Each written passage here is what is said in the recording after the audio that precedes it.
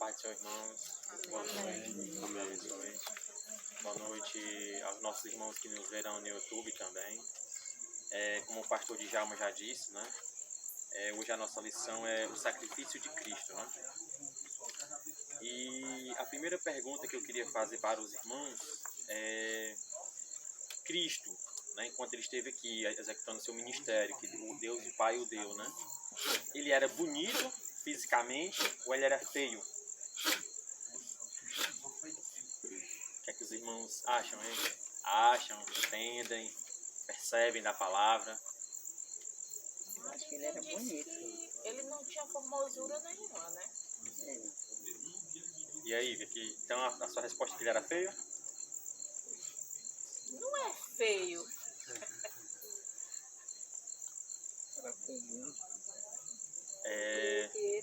Esse aspecto dele aí, deformado, era no momento do que ele estava sentindo as dores, né? Da crucificação e tudo mais, no caminho do Gólgota. Aí ele estava desfigurado, estava todo ensanguentado, machucado. Acho que a palavra dele se refere a esse momento aí. Por isso que ele estava sem beleza nenhuma. Como nós veremos na lição hoje, diz que Jesus era o sumo sacerdote. E lá no Pentateuco, no Antigo Testamento, nos informa que nenhum sacerdote que tivesse imperfeição poderia servir a Deus naquele tempo, né?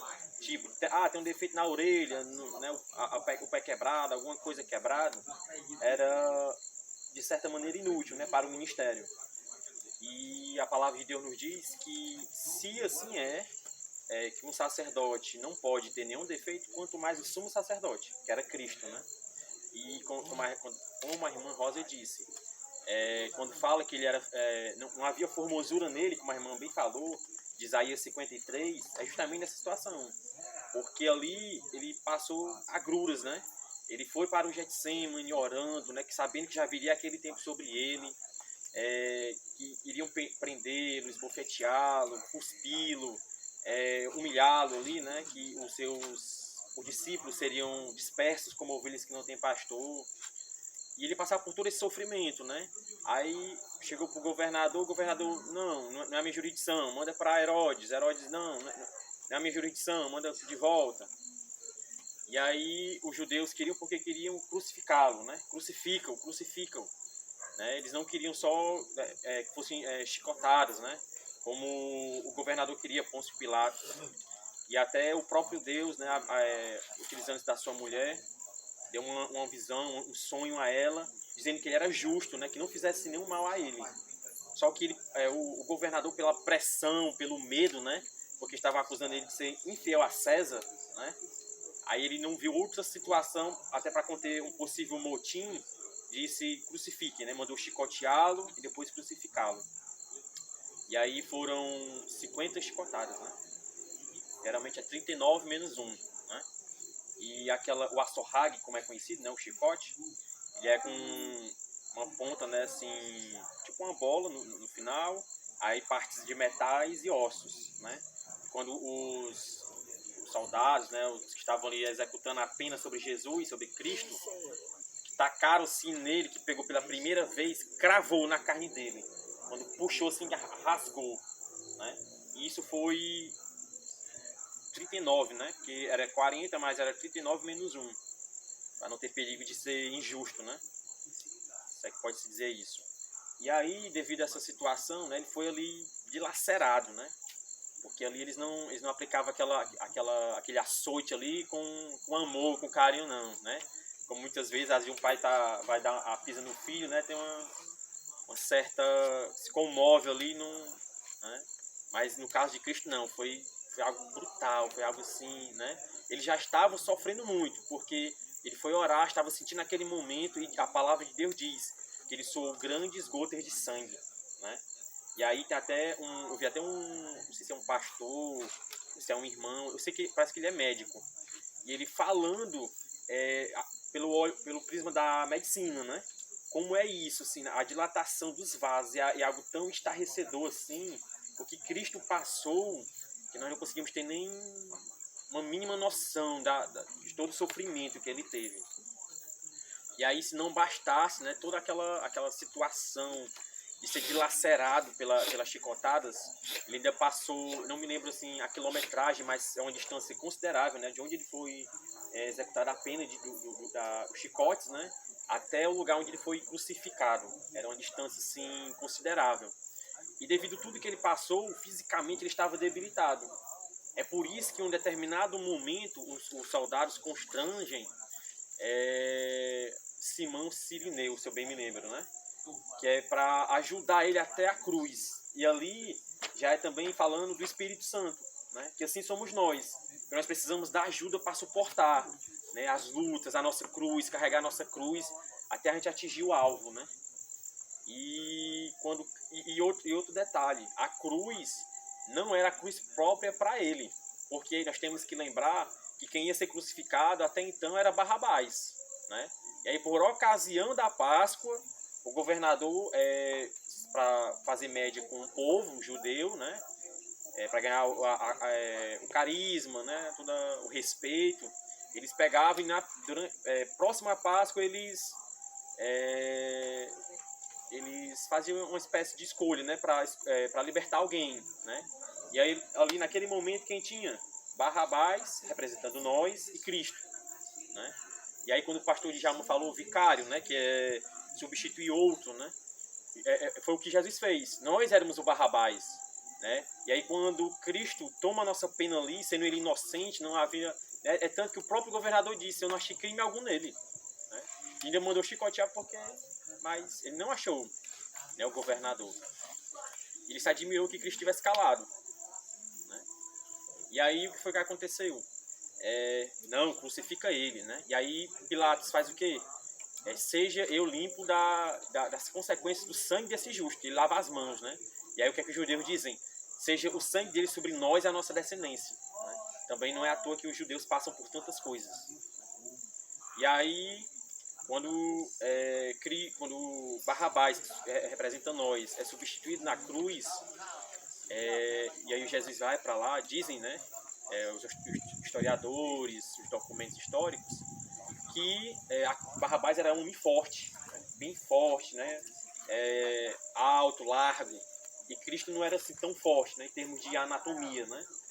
No nosso dia de hoje, seria em comparação homem magro, né, talvez do meu biotipo, né, digamos assim, para um homem musculoso, forte, né? Então, e aí o que foi que aconteceu? Para poder Cristo caber nas exatas medidas, né, tiveram que deslocar, né, para poder caber assim, cravar o prego, né, na mão dele, nas mãos, né? Aí teve que deslocar. Então foi uma dor assim atroz que ele passou, né? Sem falar a questão espiritual, né? Nós passamos às vezes por um embate espiritual que nem se compara ao que Cristo passou. E nós sentimos, né, a retaliação na mente, no físico, né? E isso é algo assim, singelo, comparado ao que Cristo viveu, né, ao longo do seu ministério, e principalmente na cruz. E muitas vezes a gente pensa que é algo assim insuportável. Imagina o que ele passou ali, né? E quando ele está na cruz, sendo crucificado ali, tem os 7 brados de Cristo, né, que eu não vou talvez me lembrar de todos, mas tem um momento que ele diz assim: Eloi, Eloi, lama sabachthani, né? Ele dizendo, Deus meu, por que me desamparaste? Porque naquele momento ali, não era que ele estivesse murmurando, né? Como às vezes alguns podem pensar por não conhecer a palavra. Não é que ele estivesse murmurando, é porque o tempo todo que ele esteve aqui, ele sentia a presença, né? O que foi que o anjo Gabriel falou para Maria? A virtude do Altíssimo te cobrirá. Ou seja, até ali naquele momento da concepção dele, o Pai, né, através do Espírito Santo, estava ali, né? Havia uma conexão constante, né?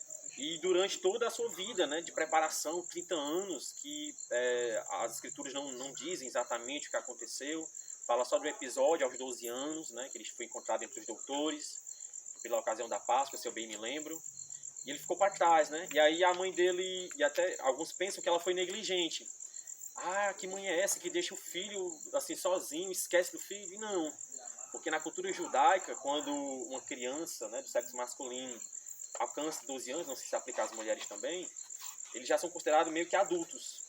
Então eles já têm alguma certa liberdade.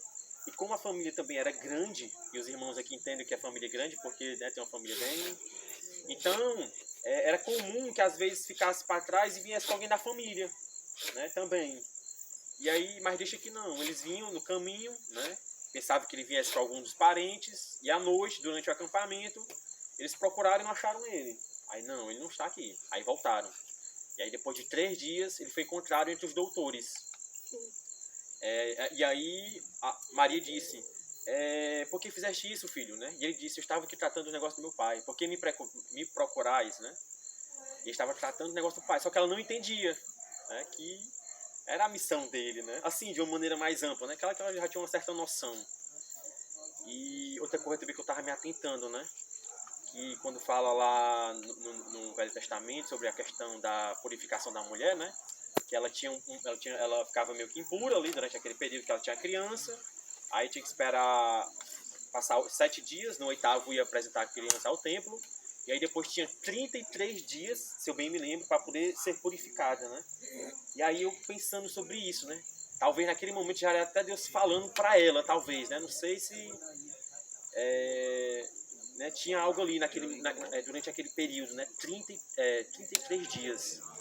E na questão da tentação, 40 dias foram convertidos em 40 anos, né? E nessa situação foram 33 dias de purificação e ele, aos 33, né, anos, foi o Cordeiro de Deus perfeito, né, para tirar o nosso pecado. E aí ele estava ali, né, e todos se surpreendiam da sua doutrina. Mas a palavra não diz assim, muitos detalhes, né? Quando ele tinha 10 anos foi assim, quando tinha 15 foi daquela maneira. Não, né? A gente tem só esse detalhe e só, né? Alguma pequena citação em referência a ele, mas não dizia, né? E só que ele se robustecia em espírito, crescia em graça diante de Deus dos homens, mas não fala assim de detalhes, né? Mas até Cristo, que veio perfeito, que é perfeito, que veio perfeito ali, sendo a sua concepção através da virtude do Espírito Santo sobre Maria, descendente de Davi, ele passou por um processo, né? 30 anos de certa maneira no esquecimento, né? Mas havia um propósito, né? E ali, quando chega beirando nos 30, ele começa o ministério, né? E vai até os 33, quando ele é finalmente crucificado.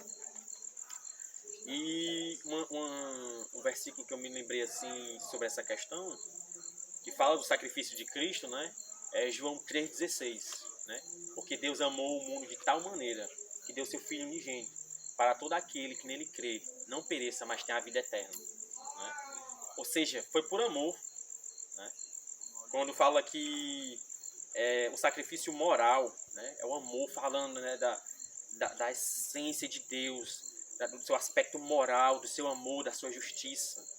Quando fala de um sacrifício comercial, né? O preço, foi pago um preço, né? Deus deu o próprio Filho dele, nenhum de nós seríamos capazes de dar o nosso Filho amado por ninguém. Nem mesmo se fôssemos justos, quanto mais pecadores, quanto mais pessoas que não estão nem aí. Ele morreu por toda a humanidade, mas toda a humanidade está rendida já a ele? Não. Alguns ao longo do tempo, até a sua vinda, se renderão. Outros, em momento algum. Mas ele morreu por cada um, né? Ou seja, se nós não somos capazes de dar os nossos filhos por aqueles que são justos, quanto mais por alguém que não vai nem se render. Mas ele fez, né? Naquele grande dia não vamos dizer, não, mas Deus não fez nada por mim. Não, eu fiz, olha, tá aqui escrito na minha palavra. Aleluia. Que o meu pai te amou de tal maneira que me deu a ti, né? Para me te substituir e morrer no teu lugar. Agora, se você não quis, é outra história, né? É que nem uma herança. Você tem, quando você é filho, né? Você tem um pai, uma mãe, ou apenas um, e há ali uma herança, né? Aquele pai, aquele ascendente, ou aquela mãe, ao longo da sua vida, né? Segundo o seu esforço, a bênção de Deus sobre tudo, ele vai ali angariar recursos, né? Bens, dádivas, né? Que o Senhor dá. E aí, quando o pai ou a mãe, ou ambos falecem, aí o filho tem um processo, tem toda uma situação para ele herdar aqueles bens, e ele tem a opção de dizer, eu quero, não quero, né? Até isso. Então, do mesmo jeito, essa questão do sacrifício de Cristo. É a herança que Deus deu a cada um de nós. Agora, nós temos não só o direito, mas como o próprio Deus nos deu, o livre-arbítrio de escolher sim ou não, né? Agora ninguém vai dizer, não, mas o Senhor não fez nada por mim, né? Não, ele fez, está aqui. Agora a questão é se nós quisemos ou não, né? E aí cada um tem a sua escolha, né, de fazermos, né? E que o Senhor nos abençoe para que a gente sempre, o nosso posicionamento seja um só, né? Nós queremos essa herança e faremos a nossa parte, né? Com a graça do Senhor, com a sua misericórdia, porque é realmente só mesmo a graça de Deus. Porque como o Senhor falou para o próprio apóstolo Paulo, né? A minha graça te basta, o meu poder se aperfeiçoa na tua fraqueza.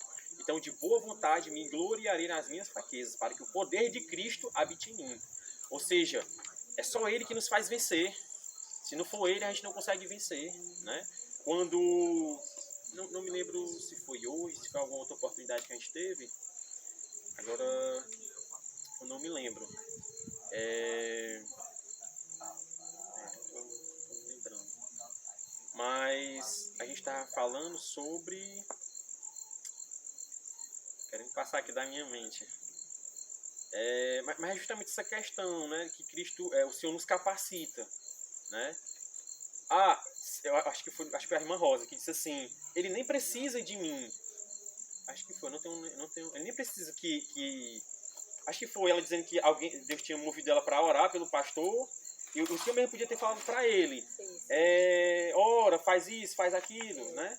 Mas ele não precisa nem de nós, nem da pessoa que ele quer alcançar. Ele mesmo podia falar diretamente. Só que ele faz isso porque ele gosta de trabalhar em parceria, né? É como aquela frase que já foi dita.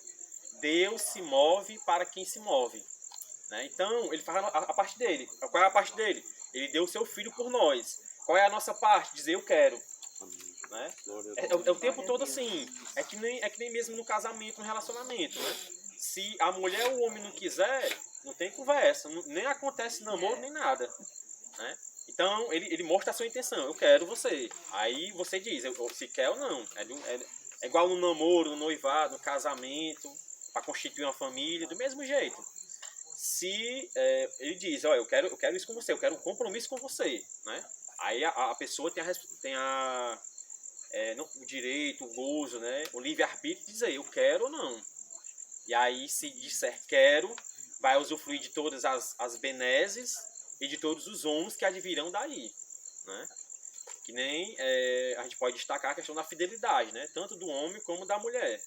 A partir do momento que você diz quero, é uma coisa séria e tal, ali você é só daquela pessoa, né? Do mesmo jeito é com Cristo, é com Deus, né? Quando a gente diz eu quero, pronto, é só nós e Ele, só Ele e nós, né? Não tem outro na história. Foi até um dos pontos que o povo de Israel erraram muito, né? Porque eles queriam adorar a Deus e outras coisas que não eram Deus, e aí não dá certo. Ou é Deus ou é o mundo, né? Não há outra alternativa. Não, eu não quero nem Deus, nem o mundo, eu sou neutro. Não tem essa possibilidade, né? Se você está com Cristo, automaticamente você já está contra as trevas. Se você não quer Cristo, automaticamente você já está nas trevas, né? Isso é automático. E a questão do sacrifício de Cristo, como nós já estamos vendo, não é automático.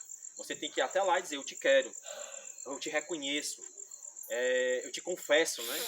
Não somos nós que aceitamos Ele que já nos aceitou e fez por nós. Nós apenas fazemos confessá-lo, né? Que aceitar quem nos aceitou foi Ele, né?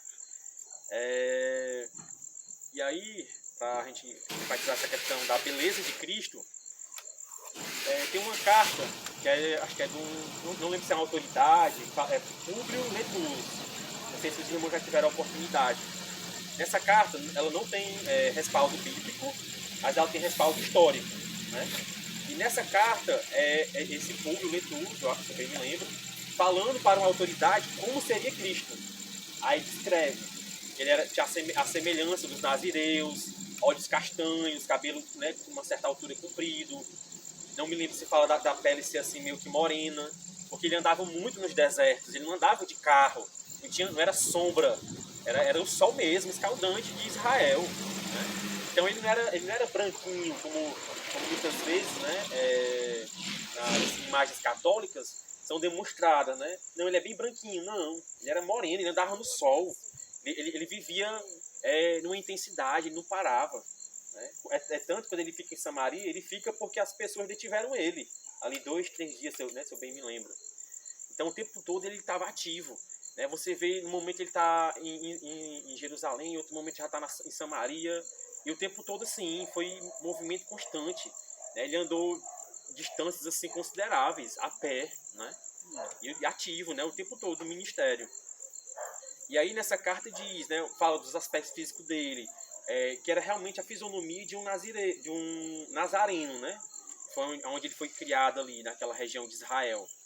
E na própria palavra de Deus, diz que quando Judas Iscariotes foi para trair ele no Getsemane, né? No jardim lá, no Monte das Oliveiras, melhor dizendo, e no Getsemane, num local específico, diz que ele teve que dar um sinal que iria beijar ele, porque ele era parecido uns com os outros. Né? Ou seja, ele tinha uma característica ali nacional, comum, né? Que foi preciso Judas dar o beijo para poder distinguir. Não é esse aqui. Porque se não der o beijo, não sabe nem quem é quem. Né? É que nem quando são pessoas da mesma família, né? Que são muito parecidas. Você percebe, rapaz, acho que fulano de tal é parente de fulano de tal, porque tem um traço, uma coisa assim, cabelo, alguma coisa, né? Do mesmo jeito era Cristo. Ele tinha lá a genética, né, judia, né, judeu, né, dos judeus, dos hebreus, né. E aí por isso, esse documento fala disso, né. E a questão como a gente já disse, do livro de Levíticos, né, e o Antigo Testamento, que fala da perfeição dos sacerdotes e do sumo sacerdote, né.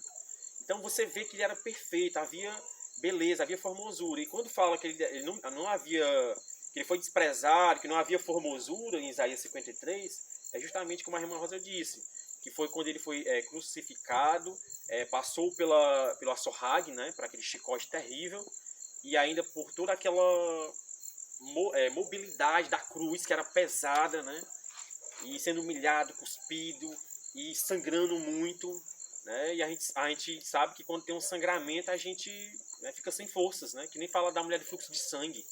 E ali não foi um murro, não foi um corte, né? Foram vários cortes, né? A carne dele foi dilacerada. Né? E aquele açorrague não pegava só nas costas. Né? Porque aqui o carrasco, se eu posso dizer assim, né? Ele pegava um chicote aqui assim, e aonde pegasse ali, ia. Né? E ele não conseguia mirar sempre certo só nas costas. Então ele podia estar por trás, quando ele tacasse, pegar aqui na lateral. Aí quando puxar assim, rasgar, né? Então não foi só, né? Ele estava ali despido. Então era muito mais intenso os cortes, a dor, né? E pegava nos braços, provavelmente nas pernas, né? Dependendo como o carrasco impetrasse ali o golpe. Né? Então foi algo assim estarrecedor que Cristo passou. Né? E tudo isso por quê, né? Quando você analisa isso por um prisma talvez secular, ou então que você ainda não tem muito entendimento, parece ser ilógico. Não, ele veio e morreu, parece até que ele perdeu. Né? A lógica humana, não, ele é o herói e morreu. Né? Porque nos filmes de heróis que você vê seculares, o herói sempre vence, né? Ele sempre fica vivo no final. Ou então há algo assim diferente, né? E no caso de Cristo, ele veio exatamente para aquilo que ele tinha vindo. Aleluia. Porque foi que ele nasceu? Ele nasceu, foi colocado numa manjedoura, porque ele era o Cordeiro de Deus que tira o pecado do mundo. Aleluia. Então, ele veio como Cordeiro, ele não veio como homem. Homem, não estou dizendo que ele não encarnou, né? Eu estou falando em termos de essência espiritual, né? Ele veio, como nós já vimos, Cristo, enquanto ele esteve aqui no seu ministério, ele foi 100% homem e 100% Deus. Né? Ele não era 50%, ele foi 100%. Só que, como diz lá em Filipenses, ele se esvaziou da sua divindade para cumprir o propósito. Né? E lá no Antigo Testamento, como a gente está dizendo, em específico no Pentateuco, fala, né, dos sacrifícios e fala do Cordeiro. E ele foi aquele Cordeiro lá, que, como o pastor Djalma já disse, é a questão vicária, que ele substituiu. Né? E outra questão, né, que se a gente pudesse aprofundar assim, a gente não... quando fala ali do tabernáculo, o tabernáculo como um todo ali, cada instrução que Deus disse ali, faz a mesa assim, faz o propiciatório, a arca da aliança, isso, aquilo, a bacia de bronze para os sacerdotes lavarem as mãos, o altar onde é queimado o sacrifício, tudo aquilo ali tem um porquê. E se a gente for analisar de maneira geométrica e matemática, como estava colocado cada coisa, no tabernáculo você tem um formato perfeito de cruz, uma reta e, né, o espaçamento assim. E ali até o véu, tipo, a parte santa, né? Tem um nome que eu não me recordo. Aí o santo dos santos tem outro nome, o véu que cobria. Então, em cada parte ali do tabernáculo tem um significado, tem um porquê. Nada daquilo ali é aleatório. Não, foi desse jeito só porque Deus queria enfeitar. Não, tudo aquilo ali tem um propósito. Por exemplo, a Arca da Aliança, ela foi feita de uma das piores madeiras, que é a acácia, que é uma madeira toda irregular. E ali, toda irregular, torta. E ali fala sobre a nossa natureza. Aleluia, Jesus. A nossa natureza torta, errada, pecaminosa. E aí, o que foi que Deus disse para Moisés? Reveste todo de ouro. E aí, quando fala do ouro ali, fala da glória de Deus. Aleluia. Ou seja, nós estamos todos tortos, irregulares. Aleluia. Mas Ele vem com a sua glória, põe a sua glória em nós. Glória, Ele nos aleluia. alinha, põe o seu valor, a sua riqueza em nós. E aí, ele faz tudo isso para nos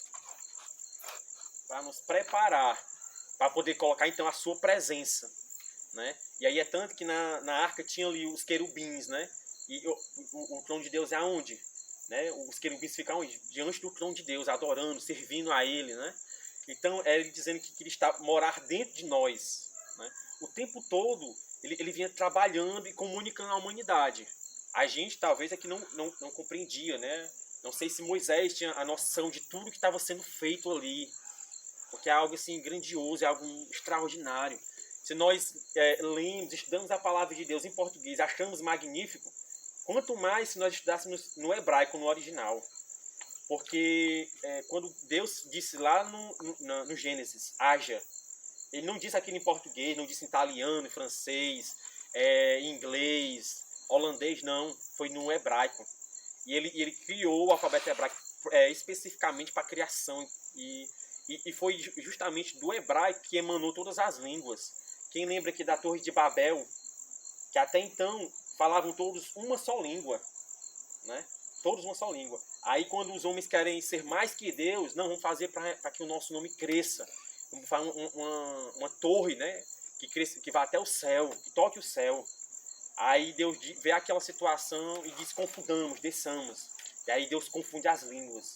Aí você pode perguntar assim, irmão Leandro, mas com base em que o senhor está dizendo que o hebraico é a linguagem da oração, é a linguagem do céu? Com base em que? O senhor está se apoiando nisso, num livro que não tem nada a ver com a Bíblia? Não. Porque foi revelado lá no livro de Apocalipse que o nome da cidade é Jerusalém, Jerusalém. Né? A cidade está lá no Apocalipse, erguida nos céus. E Jerusalém, é um nome hebraico. Qual foi o nome que o anjo Gabriel deu para Maria quando o menino nascesse? Yeshua. É um nome hebraico. Jesus, né? Traduzido para o português. Qual era o nome do anjo que deu a mensagem? Gabriel. Que também é um nome hebraico.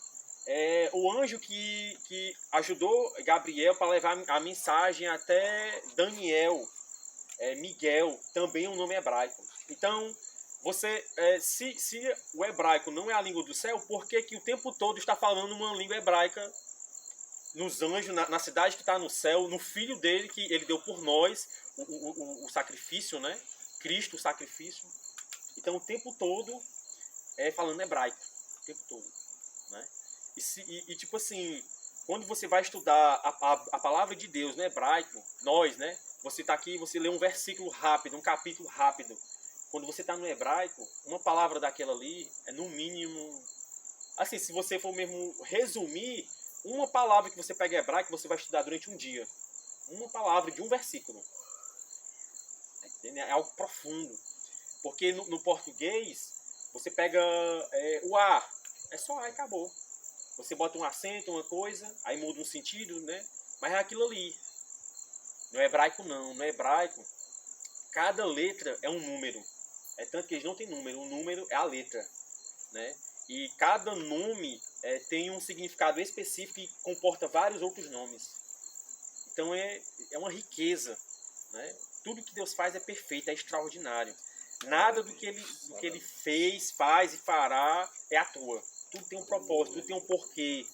É um ensinamento, né? Tudo, quando Moisés escreveu o Pentateuco, tudo era Deus direcionando, porque ele queria guardar os registros para nós termos como conhecê-lo, buscar entendê-lo, né? Não é à toa que lá em Provérbios 25:2 diz: a glória do Senhor é cobrir as coisas, e a glória dos reis é tudo esquadrinhar. Ou seja, porque quem esconde, né, dependendo da situação, quer ver aonde está a mente da pessoa. Né? Quando a gente às vezes pega um filho, vai brincar com ele, esconde. Quer saber aonde está a mente dele. Está focado naquilo, não está... É por isso que ele brinca conosco, né? Ele dá o mapa, não, tá aí, tem um tesouro, procure, tá em algum lugar. E aí quando você estuda a palavra dele, você vai se apropriando dessas riquezas. Né? E ele faz isso porque ele quer ver onde está nosso coração, se nós estamos realmente concentrados nele. É por isso que o estudo da palavra é tão fundamental, é tão importante. E muitas vezes nós podemos até pensar, é cansativo, é exaustivo. Ou talvez possam até pensar, é chato em alguns momentos. Principalmente quando fala talvez em genealogias, né? Fica repetindo muito de nome de pessoas que aparentemente não tem nenhum significado, nenhuma conexão. Mas em tudo isso tem um propósito. Tudo isso. Né? E o personagem que nunca está ausente de nenhuma história é Deus. O tempo todo ele está lá. Você vai em Gênesis, ele está lá criando. Né? Você vai no Êxodo, ele está ali conduzindo aquele povo. Né? É no Gênesis, é no Êxodo, é em Levítico, é em Números. Em cada livro ele está ali. Na história de Davi, ele que deu a força, o Espírito se apoderou dele quando ele foi ungido. Né? Na vida de Esther e na vida de cada um de nós. Amém. Na vida de cada um de nós. Aleluia. Ele está lá. A gente pode não perceber, às vezes, as lutas. Né? Às vezes a gente está tão mergulhado no problema, na situação, na prova, nas adversidades, e a gente não consegue ver de uma maneira mais ampla, né?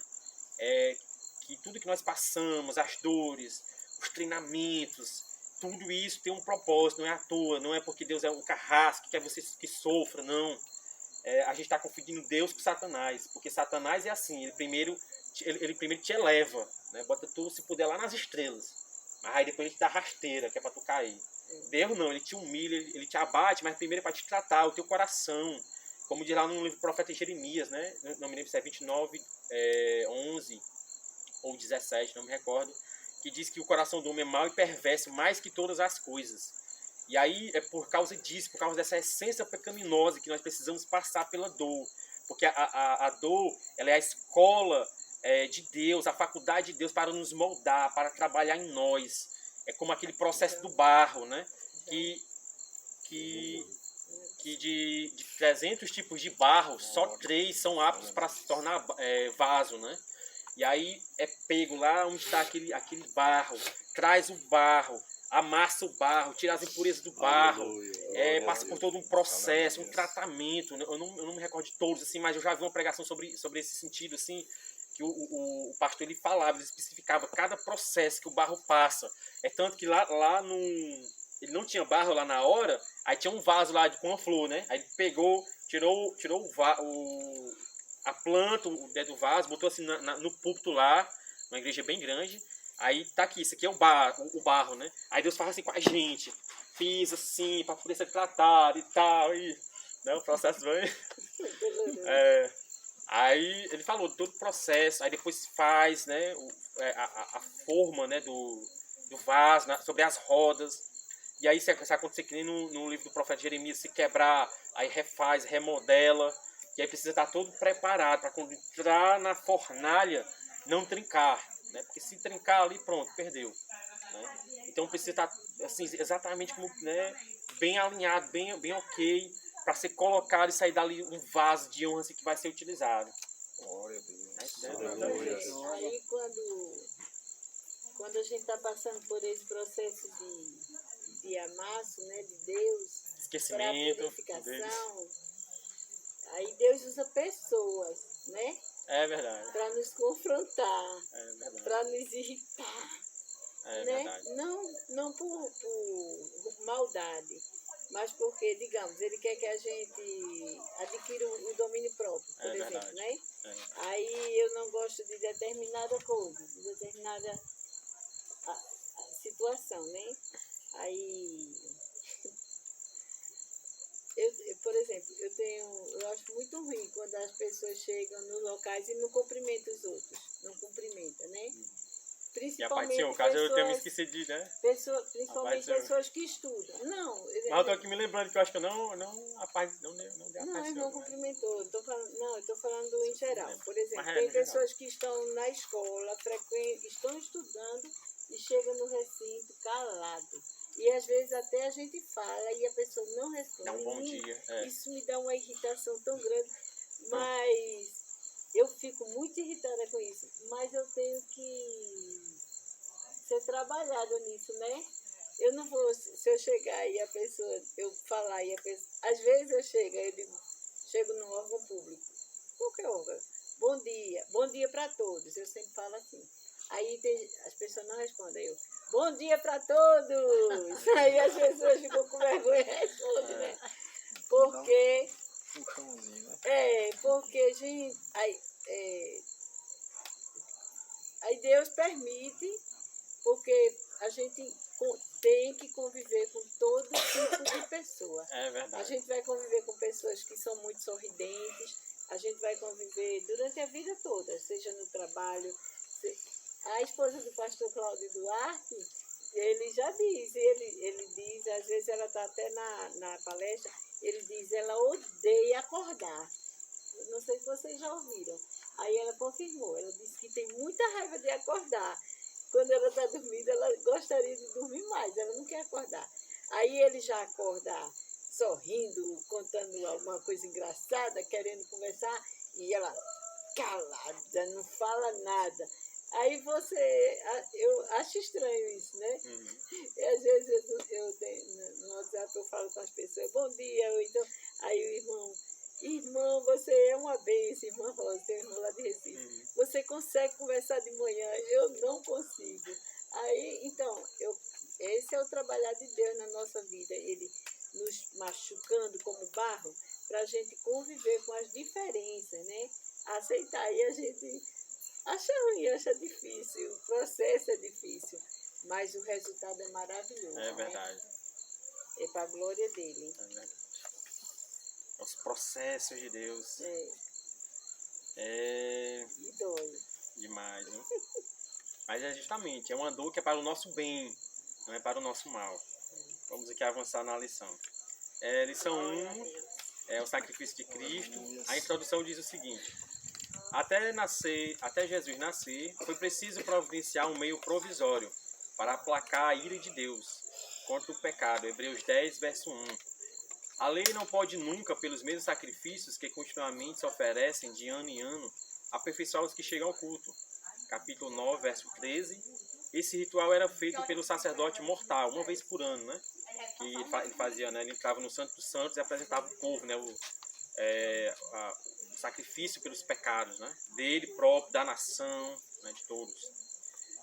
Esse ritual era feito pelo sacerdote mortal, instituído por Deus. Êxodo 29, verso 1, que terminaria exatamente na cruz, quando da morte de Cristo. Hebreus 7, verso 18 e 24. O mandamento anterior é anulado por causa da sua fraqueza e inutilidade.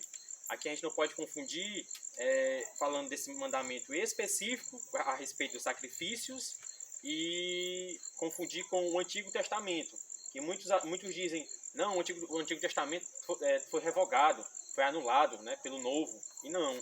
Aqui fala de mandamentos específicos, né, com relação aos sacrifícios. Hoje em dia, você não precisa carregar um cordeiro, um bode, uma vaca vermelha, né, que tinha toda uma especificidade para ser aceito diante de Deus, não. Cristo já fez isso, né?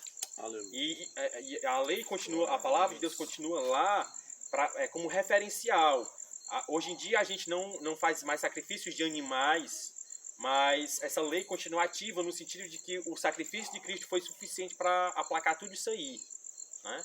Então a palavra de Deus continua ali, firme e forte, de Gênesis até Apocalipse. Nada da palavra de Deus foi revogado. Só essa questão do mandamento que você não vai lá e sacrifica, né, um animal. Porque Cristo já é o sacrifício perfeito. Você não precisa, né, ficar trazendo... vou trazer pequei, vou trazer um cordeiro, vou trazer um bode, né, porque tinha toda uma especificidade. Uma vaca, isso, aquilo, não. Farinha amassada com azeite, né, que era fala de flor de farinha amassada, né, com azeite, com os corrões untados. E toda uma especificidade. Não precisa mais daquilo porque Cristo foi o sacrifício perfeito. Então, a palavra de Deus não foi revogada. Ela continua firme e forte, só como diz aqui a lição. Ele foi apenas substituído, né? Foi aprimorado, mostrando qual era o seu real objetivo, que era até o momento que Cristo viria, que seria o sacrifício perfeito. O mandamento anterior é anulado por causa da sua fraqueza e inutilidade, mas este, porque permanece eternamente, tem o seu sacerdócio perpétuo. Capítulo 10, verso 9. Tira o primeiro para estabelecer o segundo, foi o que nós falamos. Cristo é o nosso sumo sacerdote. Se lembre bem disso, né? Porque se for da vontade de Deus, como o pastor Diamo disse, né, dos alunos mais aplicados e tudo, também a gente fará uma prova, né, pastor? Eu também já pensei num simulado, né? Então você tem uma noção do que você vai enfrentar na prova. Você não se pega assim de surpresa, né? Você vai sendo treinado. Aí Cristo é o nosso sumo sacerdote. Hebreus 9, verso 11 ao 12. Mas Cristo, tendo vindo como um sumo sacerdote dos bens, já não por meio do sangue de bodes e bezerros, mas pelo seu próprio sangue, que foi um sangue perfeito, puro, imaculado, sem contaminação, porque a palavra de Deus diz que ele em tudo foi tentado, mas em nada pecou. Aleluia. Ou seja, só ele podia, né? Só ele podia fazer aquilo ali por nós. Ninguém mais, ainda que quisesse. Moisés disse, né? Morreu, mas não este povo. E aí tem um determinado momento que o Senhor disse, não, aquele que pecar contra mim, esse morrerá. Moisés quis ser esse sacrifício, mas ele não podia, porque ele não era perfeito, ele não era puro, né? Como Cristo foi, e sempre será. Como a palavra de Deus diz, né? Jesus Cristo é o mesmo ontem, hoje e eternamente.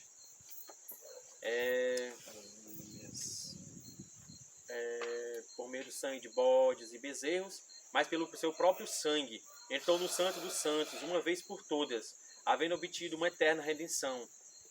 Foi ele que fez a expiação pelos nossos pecados, como já foi dito, Hebreus 10, 10. Nessa vontade é que temos sido santificados, pela oferta do corpo de Jesus Cristo, feita uma vez por todas. Aleluia. E guardem esse versículo chave, que o pastor já falou. Atos 4, verso 12, que diz, em nenhum outro há salvação, pois também debaixo do céu, nenhum outro nome há dado entre os homens, pelo qual devamos ser salvos. Mais uma vez, em nenhum outro há salvação, pois também debaixo do céu, nenhum outro nome há dado entre os homens, pelo qual devamos ser salvos. Atos 4, 12. E uma dica para todos nós que somos estudantes da palavra de Deus, eternos estudantes. A palavra de Deus fala em Salmos 1, né? Bem-aventurado o varão, que não anda segundo o conselho dos ímpios, nem se detém no caminho dos pecadores, nem se assenta na roda dos escarnecedores. Antes tem o seu prazer na lei do Senhor, e na sua lei medita dia e noite, pois será como uma árvore plantada junto a ribeiros de águas, a qual dá o seu fruto no seu tempo, as suas folhas não cairão, e tudo quanto fizer prosperará. Mas isso é mediante o quê? Meditando dia e noite. Dia e noite. Porque assim é a nossa mente, assim Deus nos projetou. Ele nos fez com a curva do esquecimento, né? Que a gente está aqui lendo algo, estudando algo, estamos aqui no culto. Mas às vezes a gente chega em casa e aí, meu Deus, o que foi o culto hoje? Qual foi a passagem? O que foi que a gente viu? O que foi dito? Como foi a oração? Né? E aí é justamente essa questão da gente meditar, refletir. Aí você começa a lembrar. Foi assim o culto, teve aquele hino. A irmã louvou um hino, o outro irmão louvou outro, tal, assim. O pastor falou essa palavra, e foi assim e tal. Né? E você vai exercitando a sua mente. E o porquê que nós devemos estudar a palavra de Deus todo dia, né? É obrigado você ler a Bíblia inteira num dia, não, né? Mas pelo menos você tirar um momento ali, talvez estudar um versículo, um capítulo, né? Dependendo da situação, se for um livro pequeno, como às vezes tem alguns livros que são um capítulo, né? Como dos profetas, aí dá para você ler num dia todo, né? Dependendo do seu tempo, da sua disponibilidade, do seu trabalho, dos seus estudos, dos seus compromissos. Mas sempre nós precisamos estar, né? É como o Senhor deu a ordem para Arão através de Moisés, né? De seus filhos.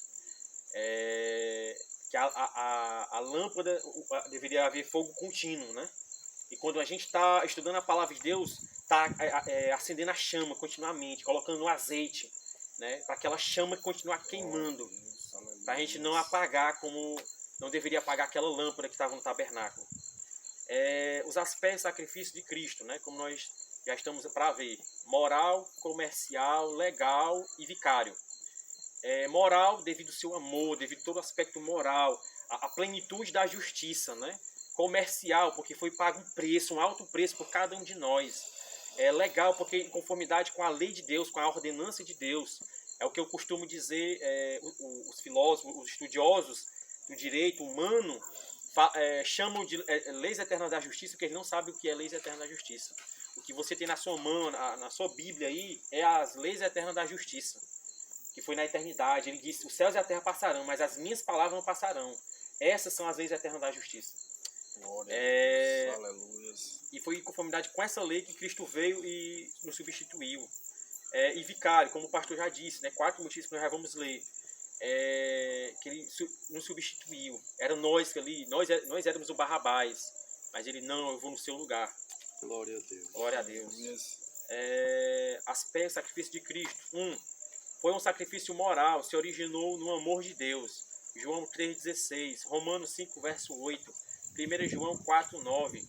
Nisto se manifestou o amor de Deus para conosco, em que Deus nos enviou seu Filho unigênito ao mundo, para que por meio dele vivamos. Hebreus 2, verso 9. Vemos, porém, aquele que foi feito um pouco menor do que os anjos, Jesus coroado de glória e de honra, por causa da paixão da morte, para que pela graça de Deus provasse a morte por todos. Aleluia. Foi Glória a Deus. Um amor desinteressado, porque nós não tínhamos como, né, nem temos como dar nada em recompensa de tudo que ele fez por nós. Lucas 9, como a irmã Diza falou aqui no culto de domingo, não, de terça eu acho,